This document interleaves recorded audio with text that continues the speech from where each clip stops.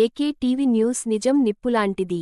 వైఎస్ఆర్ కడప జిల్లా కమలాపురం నియోజకవర్గ పరిధిలోని కొమ్మద్ది గ్రామానికి చెందిన ఐపీఎస్ నిమ్మకాయల మధుసూదన్ రెడ్డిని రాష్ట్ర లా అండ్ ఆర్డర్ అదనపు డీజీగా నియమిస్తూ రాష్ట్ర ప్రభుత్వం ఆదేశాలు జారీ చేసింది. మరిన్ని వార్తల కోసం చూస్తూనే ఉండండి మీ ఏకే టీవీ న్యూస్ నిజం నిప్పులాంటిది.